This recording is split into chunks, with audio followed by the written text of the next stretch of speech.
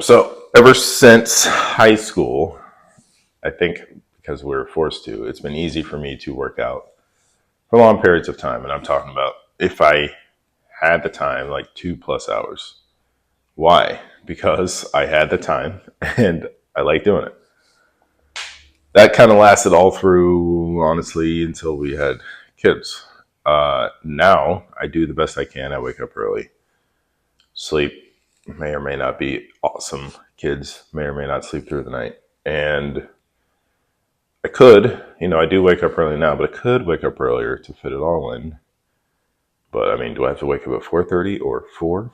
I don't. I would hope not, and I don't think that's necessary. And I don't, even for most people. And what do I mean? So the, I think, part of the reason, aside from just being younger and being in my 20s or teens, I think kids and through that time period, so kids, middle school, high school, college, I think we all see them doing so well in the gym, but I think there are reasons outside of the gym. There's a lot of moving involved. They're not as stiff yet. They have a better movement vocabulary, I guess that's the word, or they can like have better coordination. They can pick up on stuff. But I think there are things that they did that we can still do to help us in the gym. And let me explain. So there are four categories of people. One is not a people, but they just seem to be, strong athletes, quote unquote, without even them having to focus on the gym or have that be their primary thing. One example is animals. See, I said it's not a people, but you know, any animal. I don't know what you have where you live, but like we have a lot of squirrels. You ever watch an animal out in nature? I'll go back to squirrels, but they're really fast. They can jump really high. They can climb out stuff, hang on stuff. They can dig in the ground. Now they have to do that out of survival. And honestly, any animal does the same thing. They're not touched by civilization, so they have to be strong. They have to be fast to live. And what's funny is that the only lazy animals that you'll see are animals that live with us. It's pretty sad.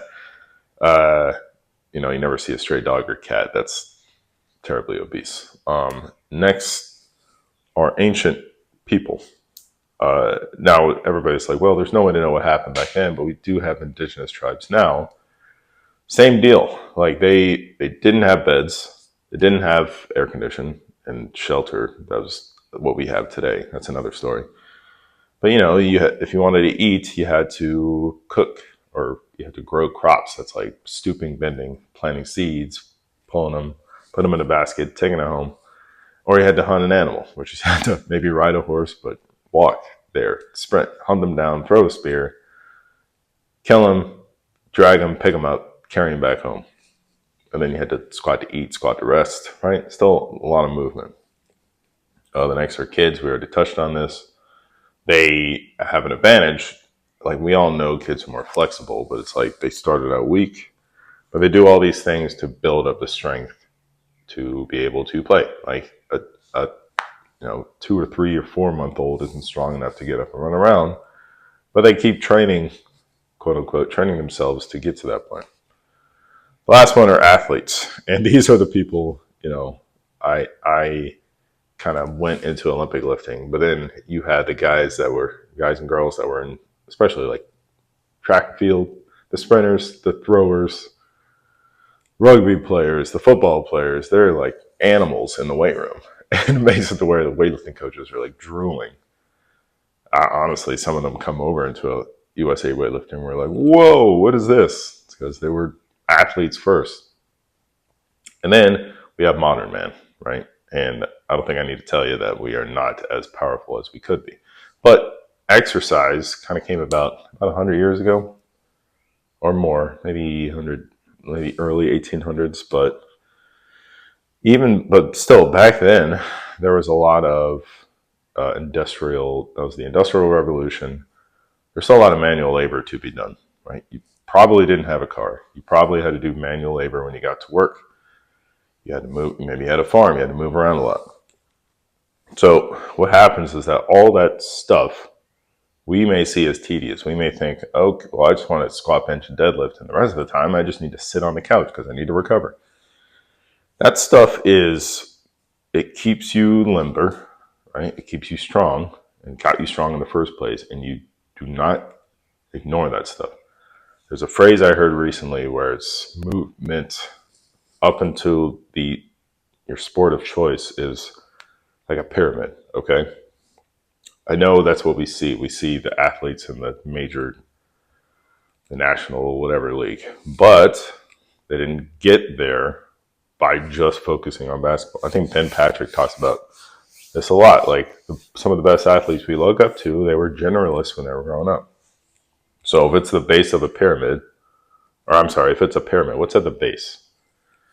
The base are the things that got us there. Like I'm just going to go and list. So in order. So we have original strength. This is the thing that every single baby did. Nobody had to teach them. They all just kind of did it. But it's like deep breathing, head control, rolling, rocking, and gait pattern, which is, it starts out with crawling. Actually, it starts with dead bugs, whatever. But crawling before they can even walk. And then when they walk, we have the next layer of the pyramid. We have a lot of walking. They start sprinting. Actually, kids carry stuff. That's kind of their strength training. Carrying stuff from here to there, hanging from stuff, and squatting. And as a side note, those two things, as adults, we think of exercise. We think of exercise as like, what do you think of exercise, right? Push-ups, pull-ups, sit-ups, probably calisthenics stuff. For as athletic as kids are, those are the last things except from holding a squat, those are the last things they can do. Like, we take our kid to a Kid Strong, and they're all athletic, but it's like they can't really do push-ups. They can't pull themselves up. But we wouldn't say that they're not in shape, right? Honestly, I would take like a sprinter and I'm like, well, maybe they can't do push-ups, but goodness, they can run. So I find that very interesting. They work on all this stuff and they can't do traditional exercise. But third layer is finally what we consider traditional exercise. And we all know push, pull, hinge, squat. I guess carry, but carry was down here. And, if you want to keep going at the very top, it's like more advanced stuff, and then your sport of choice. So what we need to understand is that if you want the top of the pyramid to be solid, the base needs to be robust. You can't get too tired doing all the other stuff, right? Like I don't know if people are this anti-cardio where they won't even go on walks because they think it's going to take away from their squat numbers. But that never, that didn't happen to me. Like I was in college getting stronger and I walked around the campus and I'm just like, that's not, it's not really even something you consider when you're in college, but maybe people think, oh, well, that's detrimental because you're eating up time. I don't know. And as a nerdy fact, it's like your lymphatic system, it only gets flushed by movement, right? Like if you had a cool 2-hour gym session, but you sat and played World of Warcraft for 5 hours on a weekend, I don't think that's the best thing for you, right? Just saying it that way. So how do you actually do this? You're going to have to do the things like a human animal would do. And that is actually doing these movements. Unfortunately, it's going to take constant movement. But you sprinkle it through your day and you just make a to-do list. So I kind of hinted at some of these things. And this is actually the beginning of a series, and I'll go over each one. But you do a reset from original strength. And I say reset because the next is like crawling. Like that's kind of the pinnacle of original strength. But all the other things lead up into that, right? Breathing through your nose is like how you should breathe. And Tim Anderson preaches, when you crawl, that's how you should breathe, instead of being tired and popping your mouth open to breathe through that. So, resetting your body, and you can kind of lump in crawling with that. Walking a lot, right? That's kind of like, well, duh. But that's something that you should be doing a lot of if that's something that you can do a lot of, right? Like 10K steps, there's a reason why it's so much. Honestly, as a side note, ancient people, I think the average was 20,000. So I think half of that is okay. You just got to find the time. Next is hanging from a barbell, or if you have a sturdy tree, work the grip. Next is squatting, like squat holds, like resting, quote unquote, on the ground. And now the last is strength training. And, again, I'll go in more detail on all of these, but with strength training, it's kind of, I had a hard time putting that last because it's quote unquote last, but it's also the most important thing. Why? Because I think if your schedule is really packed, strength training should be at the top because that is something where you kind of are progressing and seeing, your muscle mass is going up. You see an end result. If you hit a bench or a squat for 3 sets of 5 at a certain weight and you're going up, even if it's like 2 or 3 days later, your strength is going up. So that little bit of time, like if that squat, not the whole workout, but if that session lasted 30 minutes, it's giving you a lot of return for 30 minutes of work and then you recovering for 48 hours. So that's pretty cool. Like just 30 minutes out of your day gets you a long way. But all this other stuff keeps you mobile, keeps you limber, keeps you strong, right? So that is the Primal workout blueprint.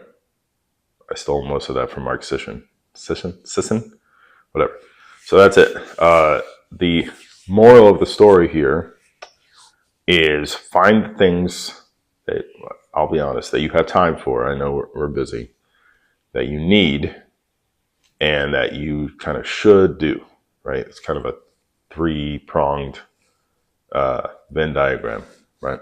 So these are the things that are important because these are the things that if you were untouched from civilization and chairs, you'd be doing anyway. Hanging, I don't know, because like we're not Tarzan, but you get the idea. So that is it, y'all. More to come here. I'm going to try to upload this Sunday and Thursdays until I catch up with my newsletter, which is that's in the description. I have a questionnaire if you have questions to help my content, or if you need help with yourself, let me know. But that's it. Thanks for watching. Move around more. That's the moral of the story. See you in the next one. Subscribe. All that. Bye.